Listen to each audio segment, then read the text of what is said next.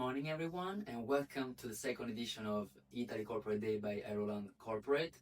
It's such a pleasure to have here with me today Marco Pescarmona, the chairman of Moltiply Group, which is definitely one of the most interesting groups in the European landscape, specializing BPO services, comparison, and intermediation services. Of course, you can tell us, more. Thank you very much for being here. Thank you for having me. Just to start off well the interview, why don't you briefly introduce the group a little bit better, the core business of the company, the sector in? Okay, absolutely. So we are an Italian company based in Milano, but with a European presence today. The company was founded in 2000 by myself and Alessandro Tracassi. We started as an online mortgage broker, but we diversified a lot over the years. Today, we are at around 750 million of revenues, and we have two main businesses. First business is a comparison and intermediation business. This is a business that we perform in a number of European countries. We are strong in Italy, we are in France, in Germany, in Spain, in all countries with number one or number two brands. And basically we help consumers to find the best insurance, the best energy contract, the best mortgage or loan for their needs using an online comparison platform where we compare the widest possible panel of suppliers from the market. And the business model is that we get a commission when a product is intermediated. And this doesn't cost anything to the consumer, so there is no markup for the consumers. So this is the comparison intermediation business that trades under the Maverick, or not trades, but that we represent in our results and institutionally under the Maverick name. Then we have our BPO and tech division, and this is a business that now operates only in Italy. And this is a business of business process outsourcing and provision of tech-enabled services, where basically we provide operations for critical processes for clients in the banking sector, especially for credit, in the insurance sector, especially for claims management, and for all operators of the rental business, especially fleets of vehicles. Okay, so while a lot of activities, we can probably resume it in, of course, two big clusters: BPO services that you mentioned in the financial services, of course, the comparison intermediation, and of course there are both sectors that are highly evolving, rapidly evolving, highly competitive. How you actually distinguish yourself from the rest? So what can we say is your competitive advantage, and what's probably the best initiatives that you're actually carrying out to make the competitive advantage stay in the future? Okay, so this, as we have two businesses that are almost like two separate companies within a group, we have to address this at the level of the two businesses. So for our Maverick or broking division, basically the competitive advantage comes from having very strong brands that are trusted by consumers, by being excellent in both online and television marketing. We are on TV in many countries in a continuous way. From an efficient operation of the business, from a consumer-first approach, and from the ability to understand and use technology in the best possible way, so to innovate. So, and finally, scale is also an important factor because it provides you, once you have reached it, the best economics that allows you to keep your market position. This is for Maverick.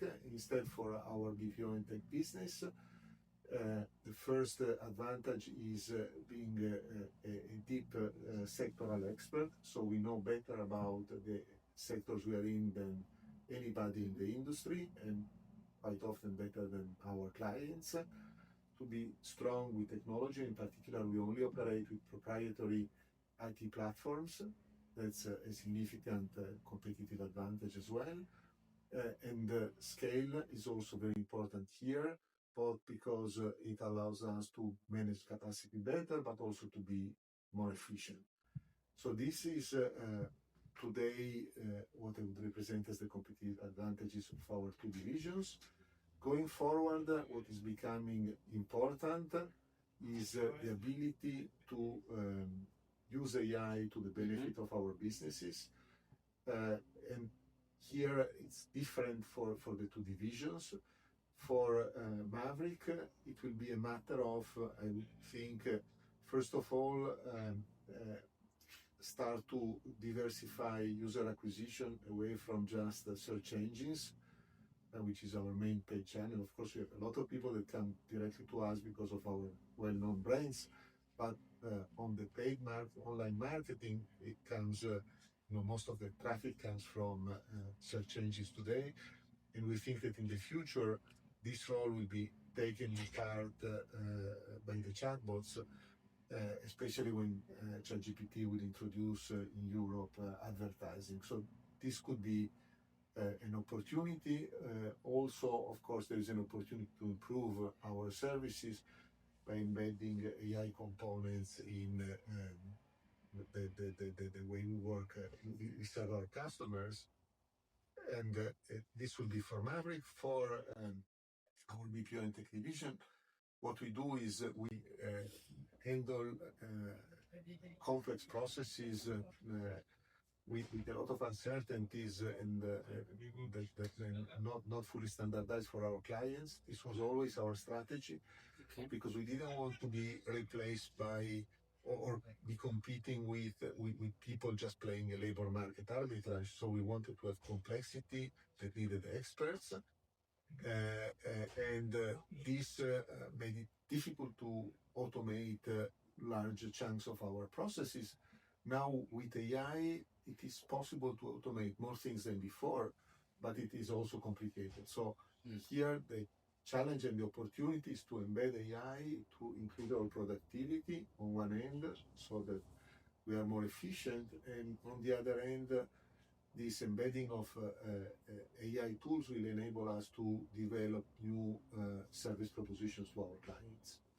Yeah, definitely AI is a good point, because my next question will be like, of course, can be a threat, can be an opportunity, and what are for you like the main opportunities that you see? Probably AI is one of those, of course, and how are you trying to catch all these opportunities? Okay, so I would say AI is certainly one of the opportunities. Of course, it is also seen as a potential threat because it causes disruption. But we think for both of our businesses, especially if we are good at leveraging it, it can bring us an advantage.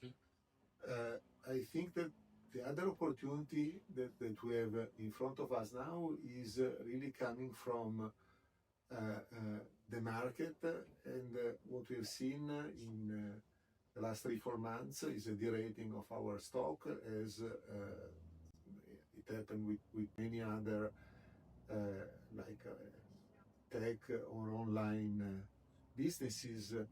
And in particular, there is some concern among investors about the comparison intermediation sector.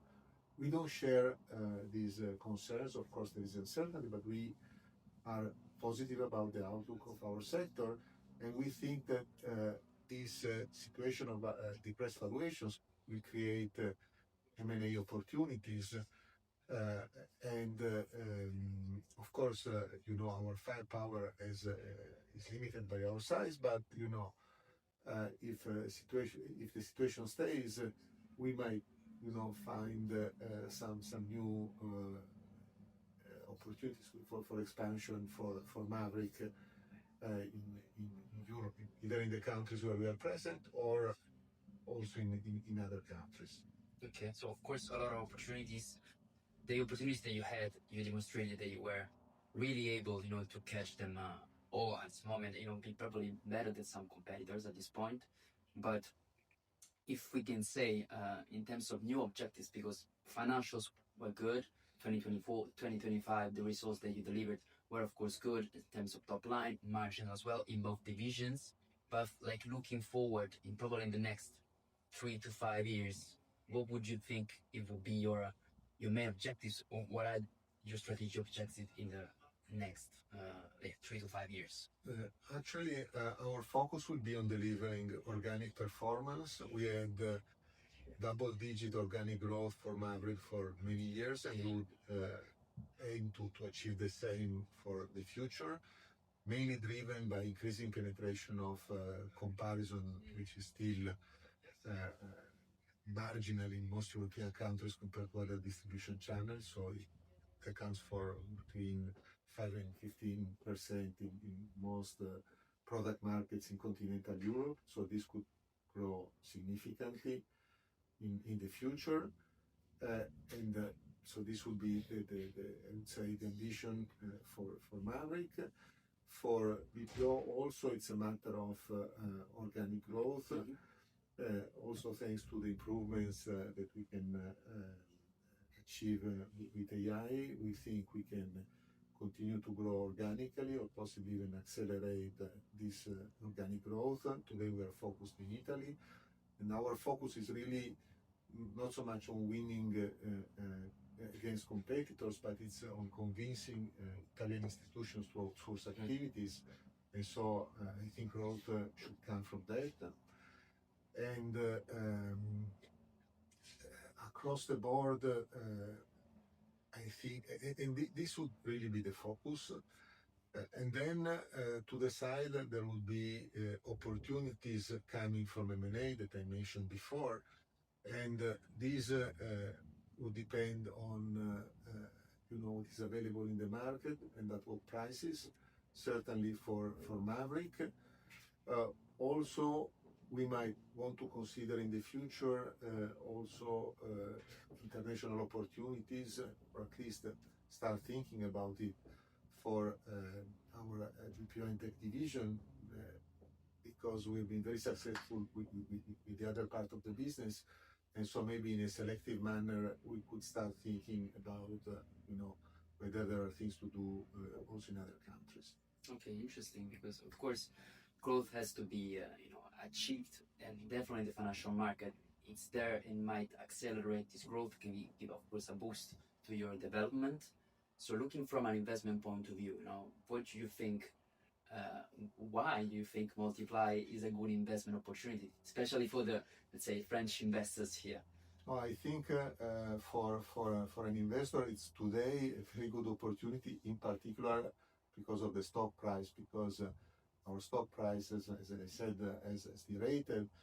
Of course, this is mainly because of fears related to AI, because we've been performing pretty well. And we think that these fears are exaggerated. Of course, it will take a while to demonstrate this in the numbers, and there is certainly a bit of uncertainty. But we have two state-of-the-art businesses with leading positions in their sectors. The two businesses are, by the way, separate, so we could even decide at a certain point to separate the two. This would unlock potentially value for the market. We have a very strong management team and a deep management team, and we are a highly entrepreneurial company that has been through difficult times from when we started. We saw when the internet bubble burst in 2001, 2002, and then we saw the subprime crisis when we were only a mortgage broker in Italy, and we saw the Southern European financial crisis where we were only in the credit sector again in Italy. So we've been through all sorts of battles, and we've always come stronger from very serious disruptions. So that, even if there is more uncertainty today, I think, we are likely to come out ahead of any disruption or, change that could happen to the general economy or to our industry. I'm sure that you're gonna find a way, to keep achieving all your results. So thank you very much for your interview, for your time. Thank you, Simone. Thank you. Thank you all for being here, and see you for the next interview. Bye.